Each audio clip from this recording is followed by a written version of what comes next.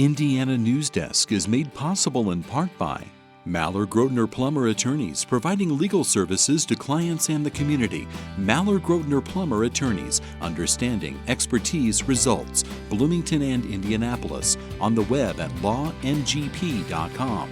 Smithville, fiber internet, security solutions, and voice in Southern Indiana. More information at smithville.com. Bunger and Robertson, attorneys at law since 1949, utilizing experience, knowledge, and resources to help individuals and families recover in personal injury matters. Information at lawbr.com. And by WTIU members. Thank you. Coming up on Indiana Newsdesk. Free speech has been a hot-button topic on college campuses recently, and IU has not been immune. After canceling an exhibit by a Palestinian artist last year, the university hosted a memorial service for slain conservative activist Charlie Kirk Sunday night. We have not met the challenge of institutional neutrality on this campus when you have these two things happening simultaneously.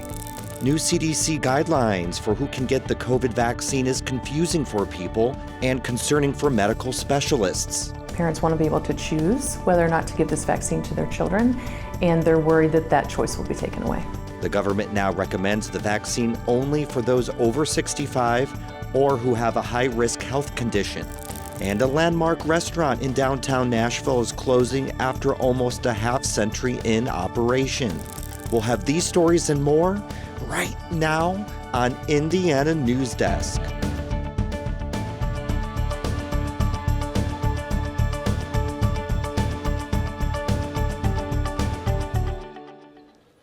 Welcome to Indiana Newsdesk. I'm Joe Wren. The issue of free speech has been a hot topic on universities and colleges across the U.S. recently, and Indiana University has not been immune. The school's stance on free speech has been called into question over its handling of encampments, canceling guest speakers, and treatment of protesters. And as Benta Boutier reports, the issue came to a head again this week after IU hosted a memorial service on campus for slain conservative activist Charlie Kirk. Students gathered at the Indiana Memorial Union's Alumni Hall Sunday night to mourn conservative activist Charlie Kirk. Can we take a moment to pray for Erica? The event was organized by IU's chapter of Turning Point USA, the nonprofit Kirk founded. Why can we not have those options in those situations either? Because no one is inherently going out saying, I just want to kill babies. That's not anyone's point here. Well, yeah, it's more so the point you of... You should look at a Planned Parenthood ad. I mean, that's basically what they do. Kirk debated students on college campuses, blending Christianity and political conservatism. He was scheduled to come to IU on October 21st for his American Comeback Tour. But instead, Republican and conservative politicians such as Attorney General Todd Rokita, Senator Todd Young, Senator Eric Koch, and Lieutenant Governor Micah Beckwith came to speak at IU for Kirk's vigil. I remember him having a lot of energy. And I remember thinking, my Lord, do we need that on college campuses because they suck.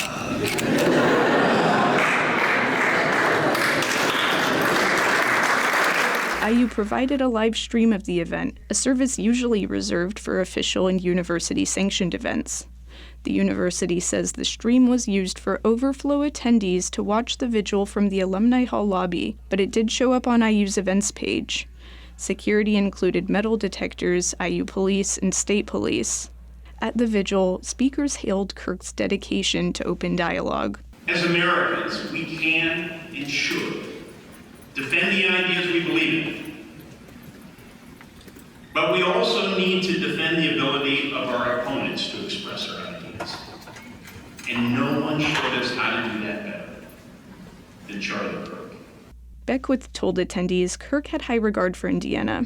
He said, when I was starting this organization a decade ago, I wanted to make sure that legally I was protected. And so we found a state that we knew would protect our right to free speech. But Indiana's dedication to free speech isn't clear-cut. Kirk's death came just a day after the Foundation for Individual Rights and Expression ranked IU the worst public university for free speech, citing cancellation of controversial speakers and its handling of pro-Palestine encampments in Dunn Meadow. For David McDonald, the IU Bloomington chapter president of the American Association of University Professors, it was this and the cancellation of Palestinian painter Samia Halaby's exhibit in 2024 that marked a turning point for IU. McDonald says the university went against institutional neutrality, which he believes should be the position of public universities. He partnered with another professor to take students to Michigan State University to view the art exhibit there. When we left for East Lansing, there was no security provided to us. No one felt there would be security necessary, but which is interesting because we were, of course, attending an art exhibition that was deemed too dangerous to take place here in Bloomington. McDonald says the IU provost covered travel expenses for him, another faculty member, and about 60 students to see Halaby's work. But the university never explained its specific concerns for canceling an alumna's work. IU spokesman Mark Bodie would not comment on why Kirk's event scheduled for October was considered safe enough to be scheduled on campus, yet an art exhibit that eventually went off without a problem at Michigan State was considered too dangerous. Fire's report says that more than half of IU's students reported self-censoring on campus.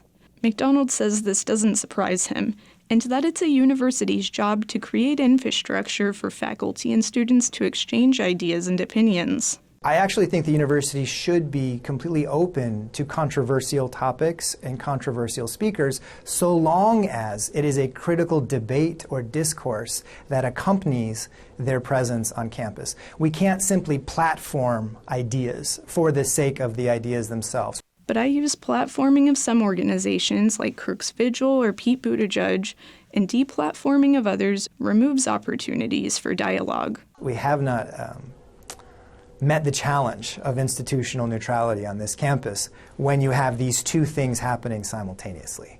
WFIU WTIU reached out to another professor who declined to interview for this story out of fear of retribution. Indiana's Attorney General asked people on social media to report educators making comments that celebrate or rationalize the death of Charlie Kirk. 2 Ball State employees have been reported, one of whom the university fired Wednesday.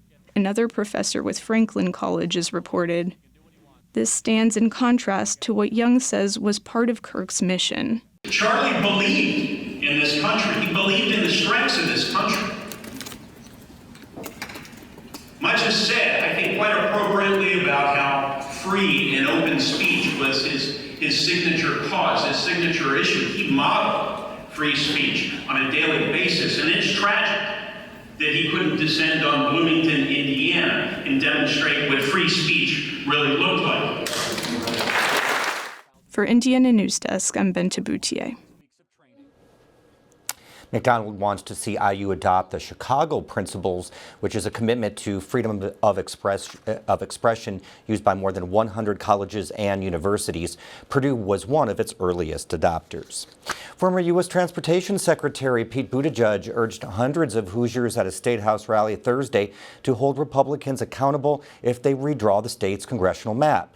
Indiana Public Broadcasting's Brandon Smith reports state Republican lawmakers appear likely to redraw congressional district lines this year to gain more seats for the GOP.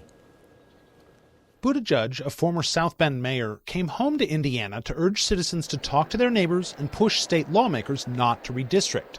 Buttigieg says rather than change their unpopular policies, national Republicans are trying to change district maps. They know that on a fair map, if they get caught taking all the money they took out of Medicaid and giving it to tax cuts for billionaires, they will lose.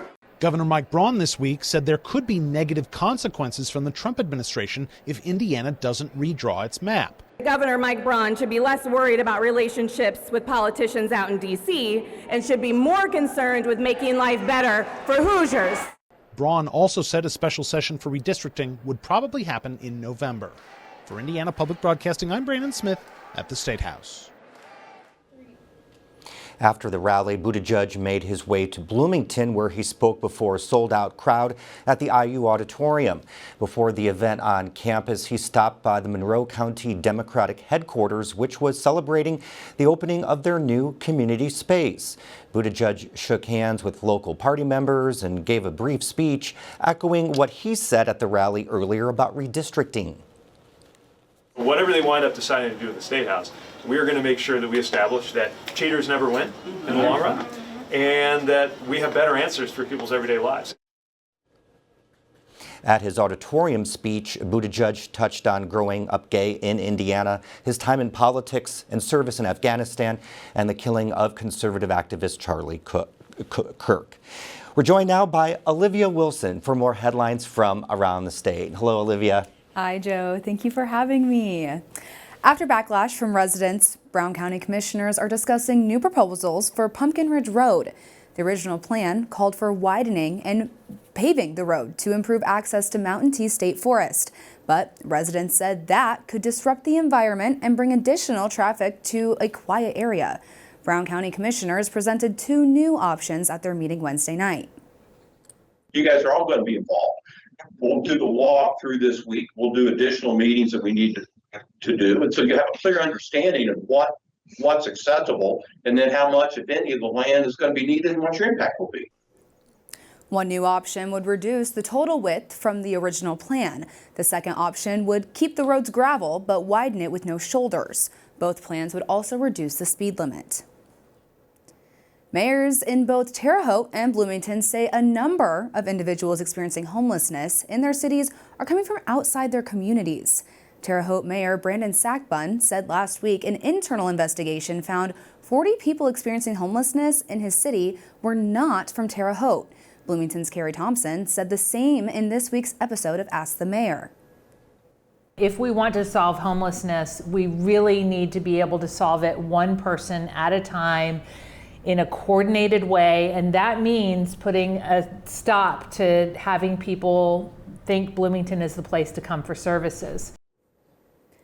Thompson says the city has had success enforcing drug laws, arresting dealers who prey on the homeless. She also said police presence downtown and along the Beeline Trail has been increased.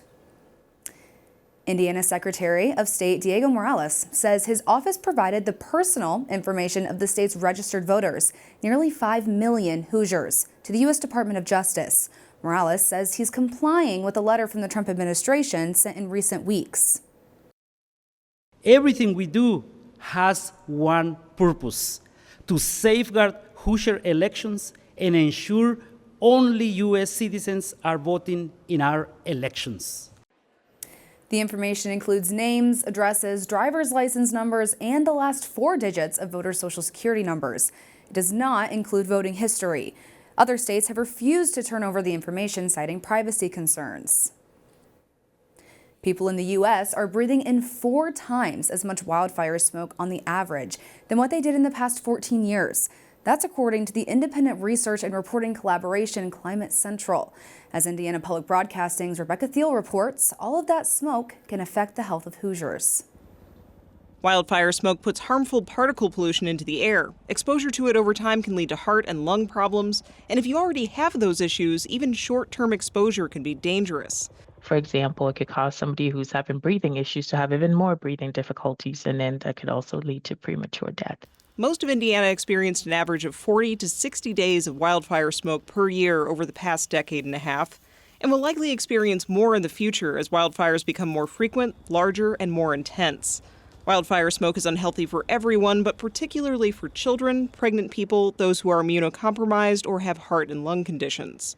The impact is harder on them, and it actually affects how their lungs and the rest of their organs develop, and it makes them more susceptible to developing some of these diseases. For Indiana Public Broadcasting, I'm Rebecca Thiel.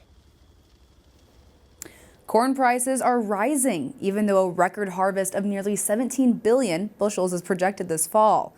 And corn growers can thank ethanol for keeping prices strong. The U.S. Energy Department says ethanol exports are up 36%, with a growing demand from countries including Canada, India, and Japan. Exports account for nearly 800 million bushels of corn. Indiana had 28 farm-related deaths last year, more than double the deaths in 2023, and the highest total in 5 years. That's according to Purdue University's Agricultural Safety Program. Tractors were the leading cause, involved in 12 cases. Children under 18 and adults over 60 made up 2/3 of the victims. Purdue says tractor and other machinery remain the most common hazards on Indiana farms. September is National Childhood Obesity Awareness Month, and new data from the Indiana Youth Institute shows 1 in 5 Indiana children ages 2 to 19 are living with obesity. Among children ages 2 to 5, obesity has risen 83% over the last decade. It has led to children diagnosed with type 2 diabetes at younger ages and with greater frequency. They also are more likely to have high blood pressure, as well as there are some orthopedic issues because additional weight on growing bones and joints can also cause significant complications. Silverman encourages families, schools, and communities to take small practical steps to help children live healthier lives. That includes sharing healthy meals, limiting screen time, and ensuring daily physical activity. The U.S. Department of Education is stopping funding for dozens of language and cultural programs at Indiana University. The department says the programs do not advance American interests or values, and they don't align with the Trump administration's priorities. A broad range of centers will lose Title VI funding, including centers for Middle Eastern, Russian, Latin American, and Asian studies, as well as IU's most prestigious program, the Foreign Language and Area Studies Fellowship. The American Civil Liberties Union is suing Indiana State University, claiming a First Amendment violation. It comes after ISU ended a 3-year partnership to compensate student employees at the Pride Center of Terre Haute in August. Students had been paid through federal work study and Sycamore Community Work Program funds, which have been cut. And Joe, the university says it's following guidance from federal government and its lawyers to avoid potential discrimination. All right, thank you so much, Olivia. Coming up next on Indiana Newsdesk. Doctors and health experts say the CDC's new COVID vaccine recommendations sow distrust in vaccines in general. And a longtime restaurant in downtown Nashville is closing after nearly a half-century of operation. These stories and more right here on Indiana Newsdesk. Hello, I'm Todd Gould, Senior Producer Director at WTIU. I've personally devoted nearly 40 years of my life producing PBS arts and documentary films about important stories from Indiana, the arts, history, and people that make Hoosiers great. Despite government cutbacks, we will never stop telling Indiana stories, your stories. Please donate now to keep this station strong. Become a sustaining monthly member at WTIU.org.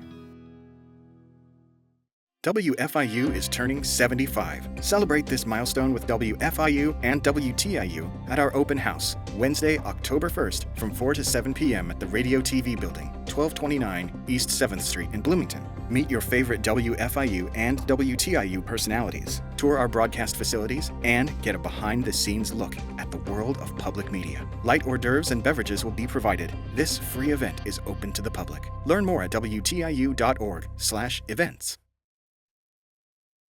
Welcome back to Indiana Newsdesk.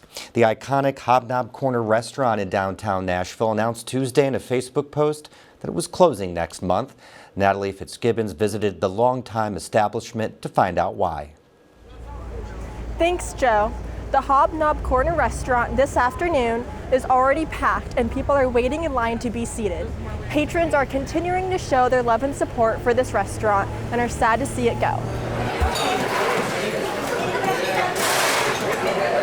The Hobnob has been in Nashville for about 46 years and has become a staple of the town. It's owned by Warren and Betsy Cole. Warren says the restaurant has been his life. It's over half my life at this point. A lot of work, a lot of association with people coming in, people who've loved the place, great staff. Warren says the restaurant's lease has not been renewed and the Bird's Nest Cafe, also located in Nashville, will be moving in. If the restaurant remains sufficiently staffed, he hopes for it to remain open through the first week of November. Hobnob has not only been a draw for Hoosiers, but also people from out of the state. We're from Champaign-Urbana, U of I campus area. Joyce Davis and Donna Gaig have been going to Hobnob since 2004. They come to Nashville for the shops and restaurants. They said Hobnob offers a home-like atmosphere, and it feels like talking to your best friend when interacting with employees. This restaurant is what this town's about for 46 years. Well, we were told today they've been going 46 years. How can you cut a restaurant off like that? It's not right. Davis recalled visits in late September with people waiting in line outside by 10:30 a.m., waiting for Hobnob to open at 11 a.m. That's what Hobnob meant to its customers. For Indiana Newsdesk, I'm Natalie Fitzgibbons. The federal government has announced that the COVID-19 vaccine is only approved for those over 65 and people at high risk. Reporter Isabella Vesperini has more on how these restrictions are creating confusion and hesitation. When Jimmy Healy's 18-month-old daughter was hospitalized with COVID-19 last month, Healy was thankful she had at least gotten the vaccine beforehand. How much worse could it have been if she didn't receive the vaccine the first time? Under the new federal government's guidelines, she's not eligible to get the COVID-19 vaccine anymore. This is extremely concerning for Healy, who thinks vaccines are necessary to protect against severe illness. You're trying to keep up with the virus itself, and if we can't get those vaccines, you can't keep up with the virus. In a social media post last month, Health and Human Services Secretary Robert F. Kennedy Jr. said those under the age of 65 without a high-risk health condition must consult with a doctor to be recommended to get the vaccine. This comes after the CDC has recommended for years that most people over the age of 18 and those at high risk get the vaccine to be better protected from strains and to decrease the risk of long COVID. As a result, demand for the vaccine has risen at Traders Point Pediatrics in Indianapolis. Parents want to be able to choose whether or not to give this vaccine to their children, and they're worried that that choice will be taken away. Even though the CDC recommendations have changed, Dr. Boslitz haven't. She'll still help those who want the vaccine get it. Knowing that those age groups are higher risk for hospitalization and death, those are the children that we're really going to work with to make sure they can have access. And then we firmly believe that any parent who wants to be able to protect their child from COVID, regardless of their medical conditions, should have access to that. Experts say these new restrictions are confusing and could make people more hesitant to get the vaccine. When we see an erosion of trust or we have uncertainty, usually that leads to decreased uptake or confidence in vaccines. Vaccination rates are already low, with just under 15% of people ages 6 months to 17 years getting a booster in the last 2 years. And as of May last year, only 13.3% of pregnant women ages 18 to 49 got the shot. If fewer people are willing to get vaccinated, that can mean higher infection rates and a decrease in immunity this winter. And over time, just that natural immunity wanes, and then the virus also changes, and then we're susceptible again. A Centers for Disease Control and Prevention survey found that nearly 40% of adults chose not to get the 2023-24 COVID-19 vaccine because of concerns about serious or unknown side effects. About 34% had a lack of concern about getting sick. 26% believe the vaccine can't prevent infection, and 24% reported they don't trust the government. When vaccines work, and when they work well, there's nothing to see. So prevention, which is our primary care business, it's invisible. So no one gets very excited about things that you can't see. What happens is people forget about things like measles because we don't see them anymore. And so then they think, well, wait a minute, why do we even care about the vaccine then? It's not, measles isn't a problem. And so it's easy to just sort of think, I'll just skip it. Amid these changes, McKean doesn't think COVID-19 vaccination rates will recover anytime soon. We need a really concerted effort in public education and public health education and science communication about the benefits of these amazing tools that we have, because they do work. As a scientist who has worked with vaccines before, Healy sees these restrictions as an attack on science. My biggest concern is that COVID-19 vaccine is just the start of a long tirade that's going to be a fight against some of the best weapons, I would say, we have against illness. These are very well studied aspects of medicine, And so the fact that we could possibly lose out on that has me a little nervous. For Indiana News Desk, I'm Isabella Vesperini.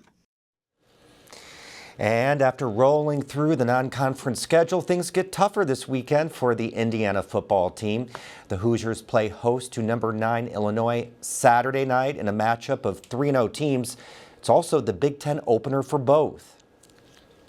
The success they had last year, returned a good nucleus of guys, added some new ones, very much kind of like us. Indiana, which moved up 3 spots this week to number 19 in the AP poll, is a 6-point favorite. Saturday's game kicks off at 7:30 p.m. on NBC. And that's the end of this program, but our work continues online as we cover the news throughout the week at WTIUnews.org. Have a great weekend.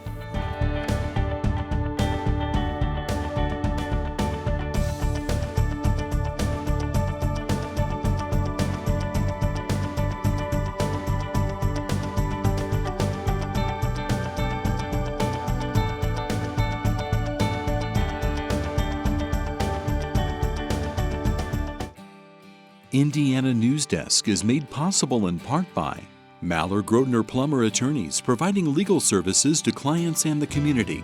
Maller Grotner Plummer Attorneys, understanding, expertise, results. Bloomington and Indianapolis, on the web at lawngp.com. Smithville, fiber internet, security solutions, and voice in Southern Indiana. More information at smithville.com. Bunger and Robertson, attorneys at law since 1949, utilizing experience, knowledge, and resources to help individuals and families recover in personal injury matters. Information at lawbr.com. And by WTIU members. Thank you.